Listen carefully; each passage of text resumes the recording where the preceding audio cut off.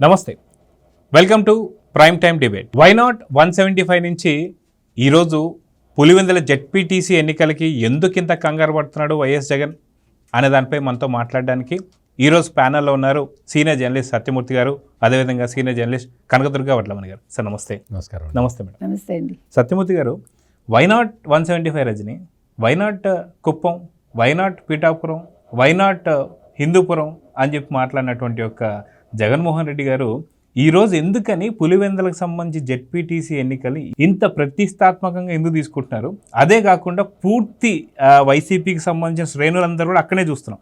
ఎందుకు ఇంతగా తీసుకుంటున్నట్టు ఏం చెప్తారు? అంటే జగన్మోహన్ రెడ్డికి అంతకుముందు పులివెందుల అసెంబ్లీ ఎన్నికల్లో ఏం జరిగిందో స్పష్టంగా మీకన్నా నాకన్నా బాగా తెలిసిన వ్యక్తి జగన్మోహన్ రెడ్డి. ఎందుకంటే పులివెందులలో అసెంబ్లీ ఎన్నికలు జరిగేటప్పుడు మొన్న చాలా కష్టపడాల్సి వచ్చింది. మొట్టమొదటిసారి పులివెందుల అసెంబ్లీ నియోజకవర్గంలో విపరీతంగా డబ్బులు ఖర్చు పెట్టాల్సి వచ్చింది జగన్మోహన్ రెడ్డి గెలవటానికి, గట్టెక్కటానికి, బయటపడటానికి. పులివెందులలో తిరుగులేని సామ్రాజ్యం, అసలు ఈ సామ్రాజ్యం అంతా నాదే అని విర్రవీగిన జగన్మోహన్ రెడ్డి అసెంబ్లీ ఎన్నికల సమయంలోనే తీవ్రమైన ప్రతిఘటన ఎదుర్కొన్నాడు. మొత్తం అసలు అందరూ కూడా ఎదురు తిరిగారు. వైఎస్ భారతి వెళ్తే పాస్ పుస్తకాల మీద మీ ఆయన ఫోటో వేసుకున్నాం ఎందుకని చెప్పి వైసీపీకి సంబంధించిన లీడరే అడిగాడు, భాస్కర్ రెడ్డి అతని పేరు. ఆ తర్వాత మహిళలు కూడా తిరుగుబాటు చేశారు, నీకు ఎందుకు ఓటేయాలి, నువ్వు చెప్పింది ఏంది, నువ్వు చేస్తున్నది ఏంటి అని. అక్కడ పులివెందుల్లో కాంట్రాక్టర్లందరూ తిరుగుబాటు చేశారు. నువ్వు మా చేత మేము సొంత డబ్బులు ఖర్చు పెట్టి పనులు చేసావు, నువ్వు మాకు బిల్లులు ఇవ్వలేదు అని చెప్పి. ముఖ్యమంత్రిగా ఓడిపోయిన తర్వాత జగన్మోహన్ రెడ్డి పులివెందులు వెళ్తే ఈ కాంట్రాక్టర్లందరూ ఆయన ఇంటి మీద దాడి చేశారు. నువ్వు ఇప్పుడు వచ్చి చెప్తున్నావు, నువ్వు మాకు నీతులు చెప్తున్నావు, నువ్వు అప్పుడు మాకు బిల్లులు ఎందుకు ఇవ్వలేదు అని. ఇవన్నీ కూడా ప్రతికూల పరిస్థితులు జగన్మోహన్ రెడ్డికి చాలా స్పష్టంగా కనిపిస్తూ వస్తున్నాయి ఎన్నికల ముందు నుంచి కూడా. ఇప్పుడు పులివెందుల జెడ్పీటీసీకి బై ఎలక్షన్ జరుగుతున్నది. ఇది ఎక్స్పెక్ట్ చేయలే జగన్మోహన్ రెడ్డి, ఎక్స్పెక్ట్ చేయలే. అంతకు ముందర ఈ పులివెందుల జెడ్పీటీసీ ఎన్నిక జరిగినప్పుడు అతను ముఖ్యమంత్రిగా ఉన్నాడు. ముఖ్యమంత్రిగా ఉండి దీన్ని ఏకగ్రీవం చేసేసాడు. అంటే ఎంత ఆధిపత్య ధోరణి ప్రదర్శించాడో మీరు గమనించండి. అంటే ఒక నియంతలాగా ప్రజాస్వామ్య దేశంలో జెడ్పీటీసీ స్థానానికి ఎవరు అభ్యర్థులే ముందరికి రారా, నామినేషన్లు వేసేవాళ్ళే ఉండరా? అంటే ఏంటి అంటే అందరినీ అధికారం చేతిలో ఉంది కదా అని బెదిరించాడు, భయపెట్టాడు, చంపుతానని హెచ్చరించాడు. దాంతో ఎవరు నామినేషన్లు ఫైల్ చేయలే. ఈ రోజున కూటమి ప్రభుత్వం అధికారంలోకి వచ్చిన తర్వాత ప్రజాస్వామ్యయుతంగా పులివెందులలో జెడ్పీటీసీ స్థానానికి ఉప ఎన్నిక జరుగుతున్నది. మనకి ప్రజాస్వామ్యం అంటే గిట్టదు కదా, మనం నియంతలం కదా, మనం రాచరిక పాలన అవశేషాలం కదా, మనకి ప్రజాస్వామ్య వ్యవస్థ మీద నమ్మకం లేదు కదా. అందుకని 12 మంది పోటీ చేస్తూ ఉంటే జగన్మోహన్ రెడ్డికి భయం పట్టుకుంది. లేటెస్ట్ విషయం చెప్తా జగన్ గారు వినండి. ఈ రోజున పులివెందుల్లో జగన్మోహన్ రెడ్డి ఓడిపోబోతున్నాడు. జగన్మోహన్ రెడ్డి నిలబెట్టిన అభ్యర్థి ఓటమి పాలవటానికి సిద్ధంగా ఉంది. ప్రజలు ఎవరూ కూడా అతనికి సహకరించడానికి ముందరకి రావటం లేదు. అక్కడ ప్రచారం చేస్తున్న అవినాష్ రెడ్డికి కానీ, అక్కడ ప్రచారం చేస్తున్న సతీష్ రెడ్డికి కానీ ప్రజల నుంచి ఎదురవుతున్న ప్రశ్నలు వింటే వాళ్ళకి చెమటలు పడుతూ ఉన్నాయి. అందుకని ఈ రోజున ఎన్నికల సంఘం, రాష్ట్ర ఎన్నికల సంఘం కార్యాలయం ముందర ధర్నాలు చేసుకుంటూ కొత్త నాటకాలు ఆడుతున్నారు. నాకు తెలిసిన లేటెస్ట్ సమాచారం ప్రకారం పులివెందుల జెడ్పీటీసీ ఉప ఎన్నిక నుంచి జగన్మోహన్ రెడ్డి వైదొలగబోతున్నాడు. నేను ఇంకా ఈ ఎన్నికలలో నేను పోటీ చెయ్యను, ఈ ఎన్నికలలో అధికార దుర్వినియోగం జరుగుతున్నది, ఈ ఎన్నికలలో మా వాళ్ళ మీద దాడులు చేస్తున్నారు, ఈ ఎన్నికలలో మొత్తం అంతా అధికార కూటమంతా అక్కడే ఉన్నారు అని ఇటువంటి ఈ ఈ సానుభూతి కబుర్లు చెప్పి జెడ్పీటీసీ ఉప ఎన్నిక నుంచి జగన్మోహన్ రెడ్డి విత్డ్రా కాబోతున్నాడు. ఇవన్నీ చెప్పి విత్డ్రా అయిపోతాడు. ఎందుకంటే ఓడిపోతున్నట్టు ఇప్పటికే అర్థమైపోయింది. అందుకని రాష్ట్ర ఎన్నికల కమిషనర్ కార్యాలయం ముందర ధర్నాలు చేయడం మొదలుపెట్టారు. జగన్మోహన్ రెడ్డి పారిపోమాక, గెలుపో ఓటమో, పోటీ చేయి, నువ్వు పోటీ చేయి, నువ్వు పులివెందుల పులివి, నువ్వు వెనక్కి తగ్గటానికి వీల్లేదు, నువ్వు పోటీ చేయి, ఎందుకు భయపడుతున్నావు? నిన్న మొన్నటి వరకు దాడులు చేసింది నువ్వే కదా. ఈరోజు ఎక్కడ దాడులు జరగకపోయినా మమ్మల్ని కొడుతున్నారు, మమ్మల్ని కొడుతున్నారు, మమ్మల్ని కొడుతున్నారని ఏడుస్తున్నావు కదా. పోటీ నుంచి తప్పుకోమాక. కాదు సార్, సింహం సింగిల్గా వస్తుందన్న దానికి ఈరోజు పూర్తిగా అర్థం లేనట్టే అనుకోవాలా? ఎందుకంటే జెడ్పీ ఇంకా ఇప్పుడు సింహం సింగిల్గా వచ్చినా లేదు, పులి వచ్చి మీద పడ్డ, ఏదైనా ఇప్పుడు జరిగింది ఏంటంటే పులివెందుల జెడ్పీటీసీ నుంచి జగన్ పరారు.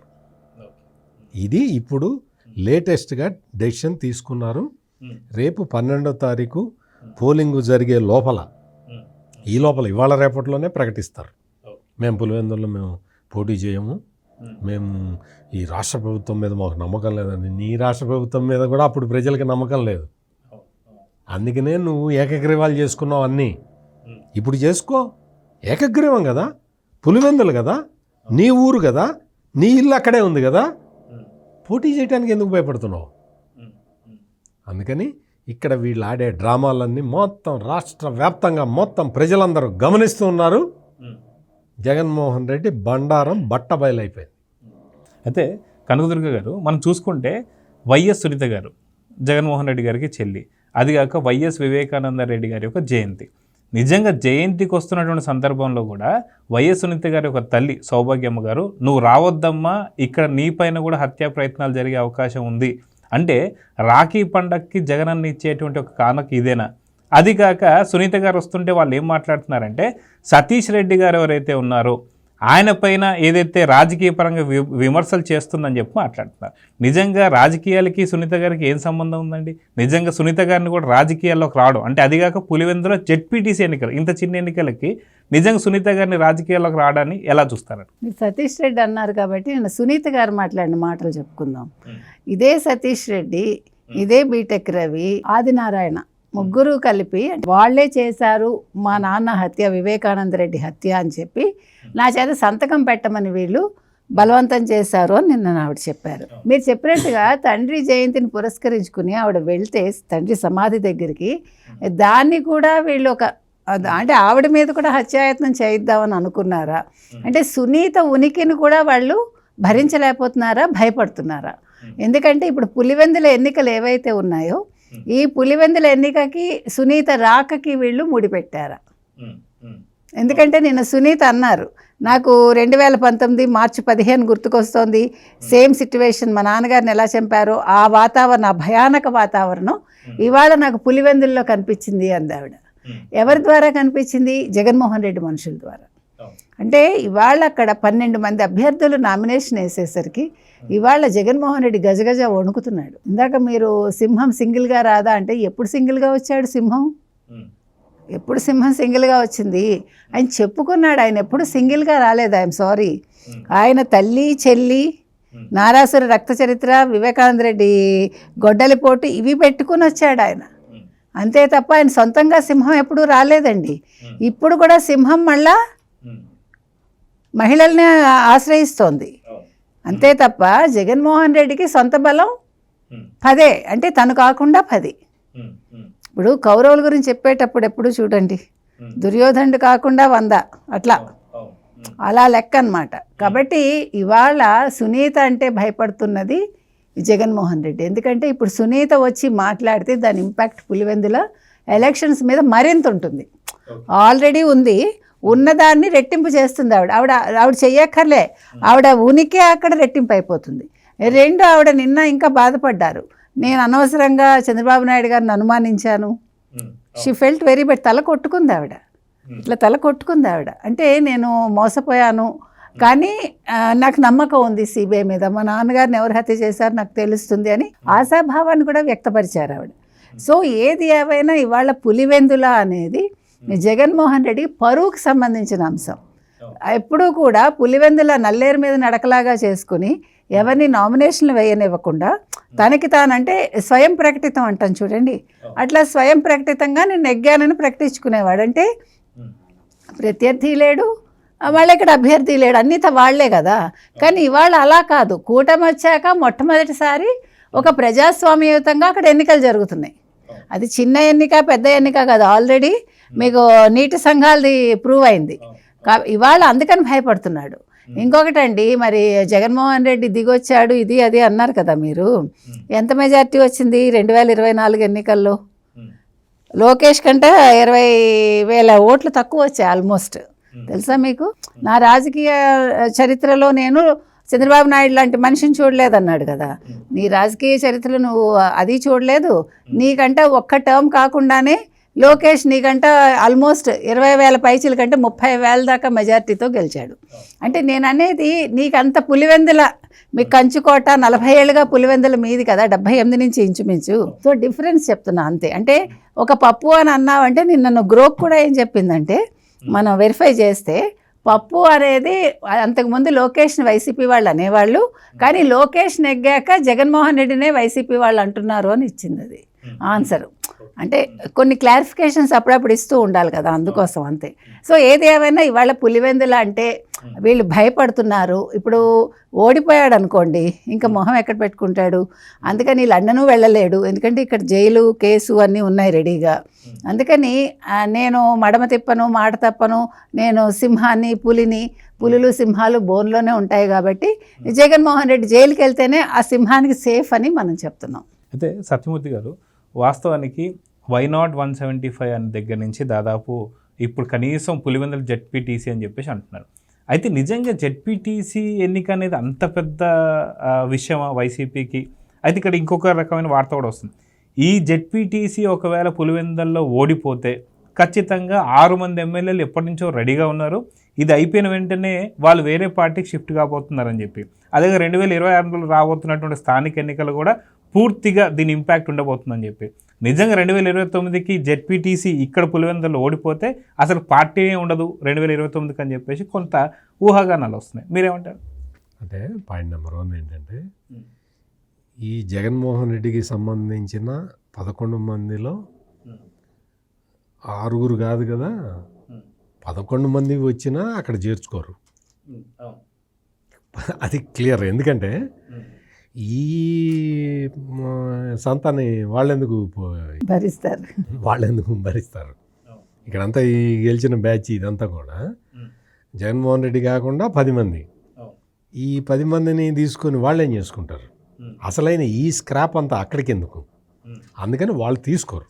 అంటే మేబీ విజయసాయి రెడ్డి ద్వారా కాంగ్రెస్లోకి వెళ్ళే అవకాశాలు ఉన్నాయా అనేది వార్త. ఇప్పుడు కాంగ్రెస్లోకి వెళ్ళే, ఇప్పుడు మురికి నీళ్ళు బకెట్లో పట్టినా కుండలో పట్టినా మురికి నీళ్ళే కదా.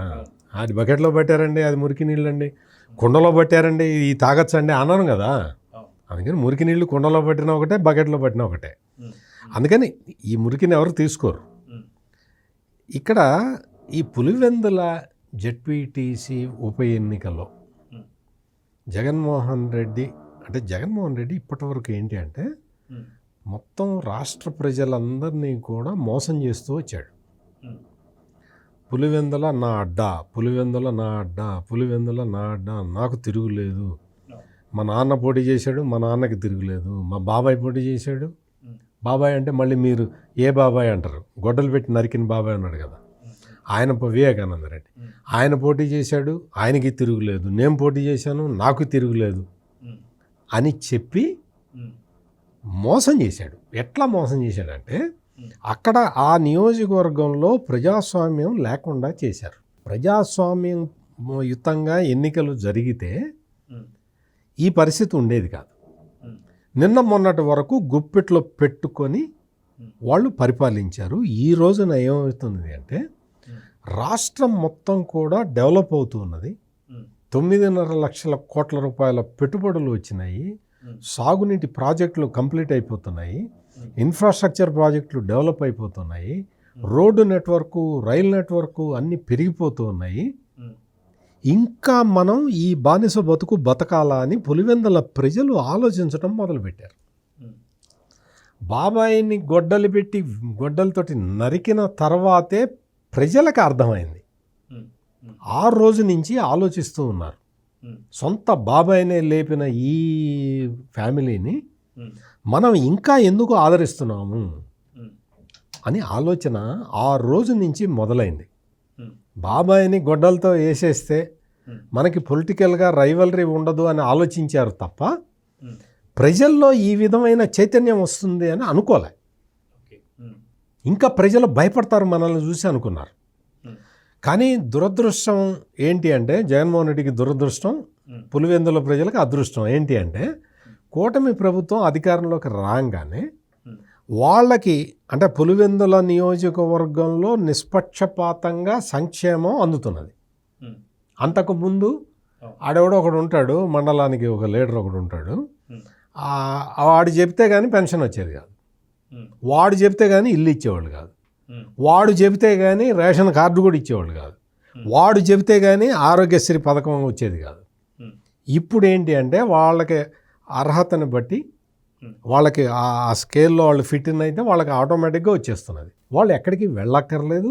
ఈ మండలాధ్యక్షులు అనే బ్రోకర్లను ఎవరిని కలవక్కర్లేదు.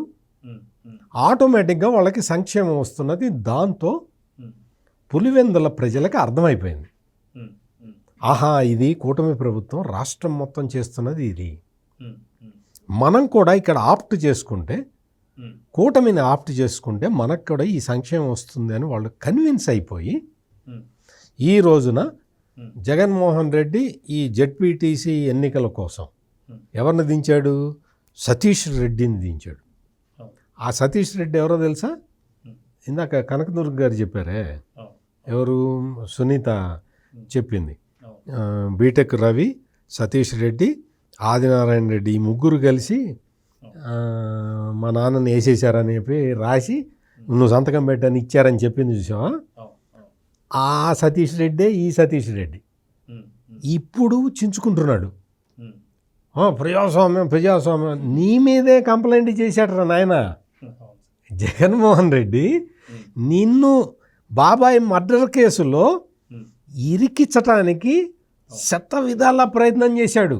నిజంగా ఆ రోజు సునీత గారు సంతకం పెట్టుంటే ఈరోజు సతీష్ రెడ్డి ఎక్కడ ఉండేవాడు?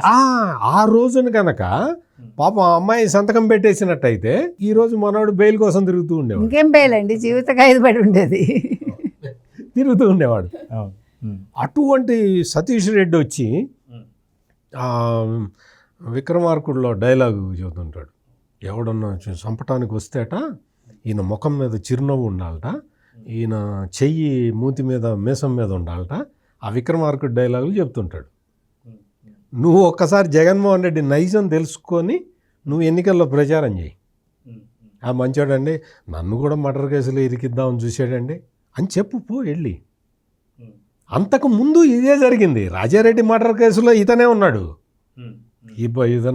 ఇతను అప్పుడు కాపాడారు అందరు, వీళ్ళందరూ. అంటే కాపాడటం ఇన్ ద సెన్స్ ఇతని ప్రమేయం ఉందా లేదా అనేది అవన్నీ కోర్టులు చూసుకుంటున్నాయి. కానీ చెప్తున్నాను నేను మామూలు ఆ రాజారెడ్డి మర్డర్ కేసులో కూడా ఇతను అక్యూజ్డ్ అనమాట.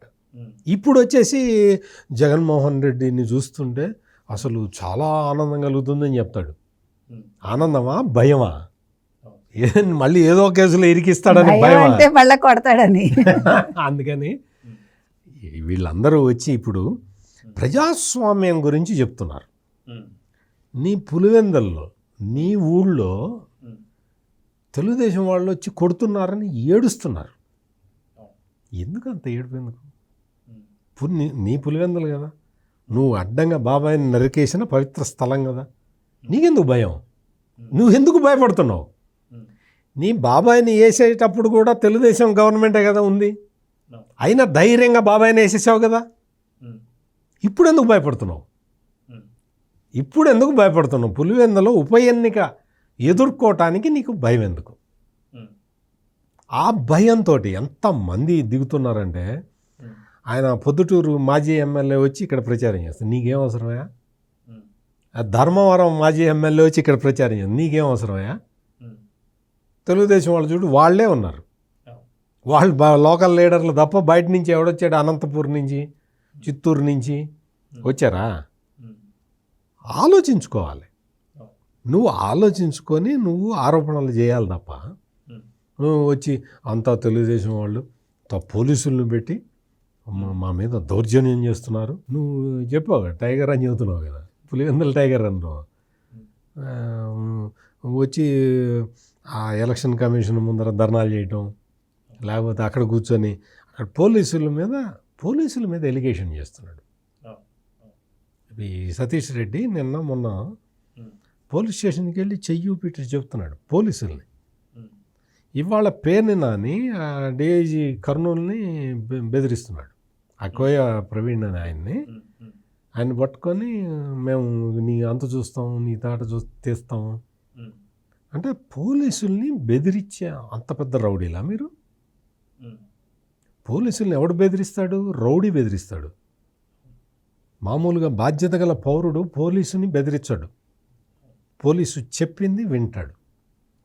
గంజాయి తాగినవాడు, బాగా వరుసగా నేరాలు చేసేవాడు పోలీసుని బెదిరిస్తాడు. వీళ్ళందరూ పోలీసుల్ని బెదిరిస్తున్నారు అంటే అర్థం ఏంటి?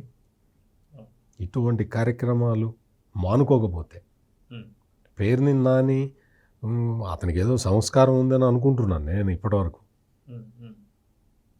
ఆయన IPS senior most IPS officer Koya Praveen, ఆయన్ని పట్టుకొని నానా మాటలు అంటున్నాడు. మొన్న 2 రోజుల కిందట అంబటి రాంబాబు అన్నాడు. అంటే మీలాగా ఐపీఎస్ ఆఫీసర్లు, మీరు మీ పిఎస్ఆర్ ఆంజనేయులు లేకపోతే మీ పి సునీల్ కుమారు అట్లా ఉండాలా? ఎట్లా ఉండాలి? ఐఏఎస్ ఆఫీసర్లు, ఐపీఎస్ ఆఫీసర్లు ఇప్పుడు ఎట్లా కూటమి ప్రభుత్వంలో ఎట్లా ఉంటారో చూసి నేర్చుకోండి. ఇవి పులివెందుల ఉప ఎన్నికల్లో జగన్మోహన్ రెడ్డి ఓడిపోవటం ఖాయం అనే ఉద్దేశంతో ఇప్పుడు ఈ కబుర్లన్నీ చెప్పి పోలీసులు అందరూ కూడా వాళ్ళ వైపే ఉన్నారు, అది ఇదని కబుర్లు చెప్పి విత్డ్రా అయిపోవటానికి రెడీగా ఉన్నారు. కనకదుర్గ గారు, మనం చూసుకుంటే 2024 సార్వత్రిక ఎన్నికల గురించి అందరికీ తెలుసు, ఎవరు మర్చిపోలేదు. ఆ రోజు విజయలక్ష్మి గారు కనీసం ఆంధ్రాలో కాదు కదా, అమెరికాకి పారిపోయి మరి ఆవిడేమన్నారంటే నిజంగా వైఎస్ఆర్కి సంబంధించినటువంటి వారసురాలు షర్మిల మాత్రమే అని చెప్పి ప్రాణభయంతో వెళ్ళిపోయారు. సో దాని ఫలితంగా 151 సీట్ల నుంచి 11 స్థానాలకు పరిమితమైంది. ఇప్పుడు చూసుకుంటే పులివెందులకు సంబంధించి జెడ్పీటీసీ ఎన్నికలకు సంబంధించి వైఎస్ సునీత గారు చేస్తున్న ఆరోపణలు మనం చూస్తూ వస్తున్నాం. సో పులివెందులు కూడా పూర్తిగా తుడిచిపెట్టుకోబోతుందా అంటే ఏమంటారు? ఖచ్చితంగా. ఇందాక సత్యమూర్తి గారు చెప్పారు కదా, పులివెందుల పని అయిపోయింది, ఇంకా ఎలాగా విత్డ్రా చేసుకుంటారేమో అని. విత్డ్రా చేసుకున్నా ఆశ్చర్యపోక్కర్లేదు, చేసుకోకుండా ఓడిపోయినా మనం ఆశ్చర్యపోక్కర్లే. ఇందాక ఇంకో మాట, సింహం సింహం పులి పులి అంటున్నారు కదా మీరు. ఇప్పుడు మీరు డైలాగ్ రివర్స్ చేసుకోవాలి. అంతకుముందు పందులే గుంపులుగా వస్తాయి, సింహం సింగిల్గా వస్తుందని లాస్ట్ ఎన్నికల ముందు వాళ్ళు చెప్పారు కదా. ఇప్పుడు టీడీపీ వాళ్ళు సింహాల్లాగా సింగిల్గా వస్తున్నారు. ఇప్పుడు వైసీపీ వాళ్ళు పందుల్లాగా ధర్మవరం నుంచి ఇంకెక్కడెక్కడి నుంచో వచ్చి వాళ్ళు జెడ్పీటీసీ ఎన్నికలకి ప్రచారం చేసుకుంటున్నారు. దీన్ని బట్టి ఇవాళ సింహం మారిపోయింది. సో భయపడుతోంది ఓడిపోతామని. ఇక్కడ సునీత గెలుపండి, ఇది సునీత గెలుపు. ఆ రోజు షర్మిల గెలిచింది సార్వత్రిక ఎన్నికల్లో, ఈరోజు జెడ్పీటీసీలో సునీత గెలుస్తుంది. తెలుగుదేశం గెలిస్తే అది సునీత గెలుపు. ఎందుకు గెలుపు అంటున్నానంటే, తండ్రి చావుకి సంబంధించి ఇంతవరకు తీర్పు రాకపోయినా కనీసం పులివెందుల ప్రజలు తెలుగుదేశం కూటమిని గెలిపిస్తే ఖచ్చితంగా సునీత ఆనందపడతారు. ఎందుకంటే తన తండ్రి ఆత్మకు శాంతి కలుగుతుందని. ఇవాళ అసలు మీరు చూడండి, ఇంకొక ముఖ్యమైన విషయం ఏంటంటే, పులివెందులు ఎప్పుడు ఏకగ్రీవం చేసేసుకునే వాళ్ళు అసలు ఎప్పుడు కూడా అంటే జనసంచారం ఉందో లేదో మనకు తెలియదు. అక్కడ రాజకీయాలు ఎప్పుడు భయంగా సాగుతాయి ఇంతకాలం. ఇప్పుడు చిత్రంగా ఒక జోష్ కనిపిస్తోంది అక్కడ ప్రజల ఉనికి కనిపిస్తోంది. ఇంతమంది రాజకీయ నాయకులు వచ్చి అక్కడ, అంటే వాళ్ళు ధర్నాలు చేసినా తిరుగుతున్నా ఏం చేసినా కూడా ఇవాళ ఒక యాక్టివిటీ అనేది పులివెందుల్లో మొదలైంది. సో ఇది నిలబడాలి, ప్రజలు ఊపిరి పీల్చుకోవాలి, ప్రజలు ప్రాణాలు అరచేతుల్లో పెట్టుకుని బతకకుండా ప్రజలు సంతోషంగా బతకాలి, ప్రజలు అంటే నిత్య జీవనంలో వాళ్ళ పనులు వాళ్ళు చేసుకోవాలి అనుకుంటే ఖచ్చితంగా తెలుగుదేశం కూటమిని గెలిపించాలి వాళ్ళు. ఎందుకు చెప్తున్నామంటే ఇవాళ పులివెందుల అసలైన పులివెందుల, ఇంతకాలం పులివెందుల ఒక భయం గుప్పిట్లో ఉంది. అక్కడ ప్రజలు అనుక్షణం ఎప్పుడేం జరుగుతుందో, ఎప్పుడు ఎవడేమంటాడో, ఏ గొడవ జరుగుతుందో, ఎవరెవరిని చంపుకుంటారో, లేదు వీళ్ళు బయటకు వస్తే ఎవడు నోరు నొక్కేస్తాడో, ఎందుకంటే అక్కడ సిచ్యువేషన్ అంత దారుణంగా ఉండింది. కాబట్టి ఇవాళ ఖచ్చితంగా తెలుగుదేశం కూటమి గెలిచింది అంటే 1947లో ఎలా మనకి స్వాతంత్రం వచ్చిందో ఇవాళ పులివెందులకు స్వాతంత్రం వచ్చినట్టు. సో వీళ్ళ వైసీపీ కబంధ హస్తాల నుంచి మొత్తం కడపకే ఒక విముక్తి వచ్చినట్టే. ఎందుకంటే మొన్న కడపలో బాగా ఎప్పుడైతే తెలుగుదేశం వేసిందో అక్కడ సగం వచ్చింది, ఈ పులివెందులతోటి పూర్తిగా వచ్చినట్టు నా ఉద్దేశంలో. సో ఖచ్చితంగా పులివెందుల్లో తెలుగుదేశం గెలుస్తుందండి, ప్రజలు ఊపిరి పీల్చుకుంటారు పులివెందుల ప్రజలు. అయితే ఫైనల్గా సత్యమూర్తి గారు, సునీత గారు అన్నటువంటి ఒక ఎమోషనల్ వర్డ్స్ మాత్రం ఎవరు మర్చిపోరు. అసలు నిజంగా పులివెందులకు సంబంధించి ప్రజలకి ఇవంతా ఎందుకు చెప్తున్నారంటే, నాకు అర్థమైన ఒక పాయింట్ ఏంటంటే, పులివెందులు నిజంగా వైఎస్ వివేకానందరెడ్డి గారు హత్య జరిగిన సంగతి అందరికీ తెలిసిందే, ఎవరో చంపారో తెలిసిందే. కానీ నిజంగా అవినాష్ రెడ్డిని ఓడిస్తే ప్రజల నుంచి నాకు ఒక తీర్పు వచ్చినట్టే నేను భావిస్తున్నాను. దీన్ని ఎంత ఉద్వేగంగా తను మాట్లాడి చూసాం. ఈ వర్డ్స్ని ఎట్లా తీసుకోవాలంటారు? సునీత అక్కడికి వచ్చింది రాజకీయ ప్రయోజనాల కోసం కాదు, తన తండ్రి జయంతి సందర్భంగా అక్కడికి వచ్చింది. అక్కడికి వచ్చిన తర్వాత ఆమె చెప్పిన మాటలు మీరన్నట్టు ఆ మాటలు వింటుంటే నిజంగా ఏడుపు వస్తున్నది. అంత దయనీయంగా తన తండ్రి అంతిమ యాత్రని కూడా చెయ్యకుండా జగన్మోహన్ రెడ్డి అడ్డుకున్నాడు. అంతిమ యాత్రని కూడా నువ్వు అట్లా తీసుకెళ్దాం, ప్రజలకి చూపిద్దాం అంటే ప్రజలకి చూపించక్కర్లేదు, తొందరగా తీసుకెళ్ళి తొందరగా మనం సమాధి చేయాలనే ఒక ఇది జగన్మోహన్ రెడ్డి అంత క్రూరంగా ఎట్లా ఆలోచించాడు అనేది ఆ అమ్మాయి చెప్తూ ఉంటే చాలా బాధేసింది. ఇప్పుడు వైఎస్ అవినాష్ రెడ్డి ఇప్పుడు కడప ఎంపీ, అతను చిన్నపిల్లాడిలాగా ఆడుకునేవాడు, మా వీధుల్లోనే అందరితో కలిసి ఆడుకునేవాళ్ళం. అతను ఇటువంటి పని చేశాడంటే నేనే నమ్మలేకపోతున్నాను అని అంత భావోద్వేగంతో ఆమె చెప్పిన మాటలు వింటే మాత్రం నిజంగా ప్రజలు ఆలోచిస్తారు. మళ్ళీ ఈ ఫ్యాన్ గుర్తుకి, ఈ రౌడీ రాజ్యానికి, ఈ రౌడీ మోకలకి ఓటు వేయాలా వద్దా అనేది మాత్రం ప్రజలు ఖచ్చితంగా ఆలోచిస్తారు. పులివెందుల ఆ జెడ్పీటీసీ కాన్స్టిట్యున్సీలో ఉన్న ఓటర్లే కాదు, ఈరోజు రాష్ట్రం మొత్తం మీద ఉన్న ప్రజలందరూ కూడా అందరూ ఆలోచిస్తున్నారు. మరీ ముఖ్యంగా మహిళలు అయితే నిజంగా మొన్న సునీత వెళ్ళి వాళ్ళ ఫాదర్కి నివాళి అర్పించే సమయంలో ఆమె మాట్లాడిన మాటల్ని చూసి మాత్రం ఆంధ్రప్రదేశ్లో ఉన్న మహిళలందరూ కూడా కన్నీటి పర్యంతం అయ్యారు. అందుకని ఇవన్నీ కూడా ప్రతికూల ప్రభావం చూపిస్తాయి అనేది జగన్మోహన్ రెడ్డికి అవినాష్ రెడ్డి ఫోన్ చేసి చెప్పుంటాడు. అన్న మన పని అయిపోయినట్టు ఉన్నది, ఎందుకు అంటే ఇక్కడ అందరం మనల్ని అసహించుకుంటున్నారు, మనం డబ్బులు పంచుతామన్నా ఎవరూ తీసుకోవట్లేదు, అందుకని ఇంకా మన చాప్టర్ క్లోజ్ అన్నా అని చెప్పి అవినాష్ రెడ్డి ఫోన్ చేసి చెప్పు ఉంటాడు జగన్మోహన్ రెడ్డికి. ఎందుకంటే సునీత చెప్పిన మాటలు విన్న తర్వాత మహిళలందరూ ఎదురు తిరుగుతున్న విషయం వాళ్ళకి స్పష్టంగా అర్థమైపోతూ ఉన్నది. అందుకని పులివెందుల జెడ్పీటీసీ ఉప ఎన్నికల్లో ఏ మహిళ ఓటు వేయదు అనేది స్పష్టంగా అర్థమైపోయిన తర్వాత ఇప్పుడు కొత్త నాటకం మొదలుపెట్టారు. సానుభూతి కథలు చెప్తున్నారు. ఆయన చెప్తుంటాడు కదా, బేతాళ కథలు చెప్తున్నారు అని. వీళ్ళు చెప్తున్నది బేతాళ కథలు. ఈ బేతాళ కథలు చెప్పుకుంటూ ఆ పులివెందుల్లో ఆ జెడ్పీటీసీలో క్యాంపెయిన్ చేస్తూ ఉన్నారు. అవినాష్ రెడ్డికి ఏంటి అంటే ఇక్కడ గెలవటం అనేది చాలా అవసరం. చాలా జగన్మోహన్ రెడ్డికిను అవినాష్ రెడ్డికి ఇద్దరికి అన్నదమ్ములు ఇద్దరికి చాలా అవసరం. అందుకోసం శతవిధాల ప్రయత్నం చేస్తున్నారు. కనిపించిన వాళ్ళ కాళ్ళని పట్టుకుంటున్నారు. ఈ ఒక్కసారి గెలిపించండి, ఈ ఒక్కసారి గెలిపించండి అని చెప్పి పాపం వాళ్ళు ప్రాధేయపడుతున్న తీరు చూస్తే మనకు కూడా జాలేస్తుంది. కానీ జాలిపడి ఇంకా నా సెంటెన్స్ ఇంకా పూర్తి కాల. జాలిపడి మనం అంటే పేనుకు పెత్తనం ఇస్తే నెత్తంతా గొరిగింది అని ఒక సామెత ఉంటుంది. అట్లా ఈ క్రిమినల్స్కి జాలిపడి ఓటేస్తే ఏమవుతుందో పులివెందుల ప్రజలకి చాలా స్పష్టంగా తెలిసిపోయింది. కాబట్టి వీళ్ళు కాళ్ళు పట్టుకుంటున్నా వాళ్ళు కనికరించటం లేదు. ఇది లేటెస్ట్ పొజిషన్ పులివెందుల నుంచి. సో చూద్దాం సార్, మొత్తానికి పులివెందుల్లో అంతకుముందు గతంలో వైఎస్ జగన్మోహన్ రెడ్డి చెప్పినట్టు వైనాట్ 175 నుంచి కనీసం పులివెందుల జెడ్పీటీస్ అన్న గెలిచండి అని చెప్పేసి అయితే అడుగుతున్నారు. సో మొత్తానికి ఏం జరుగుతుందో అతి తొందరలో చూద్దాం. సో ప్యానెల్లో పార్టిసిపేట్ చేసిన సత్యమూర్తి గారికి, కనకదుర్గ గారికి నమస్తే. నమస్కారం.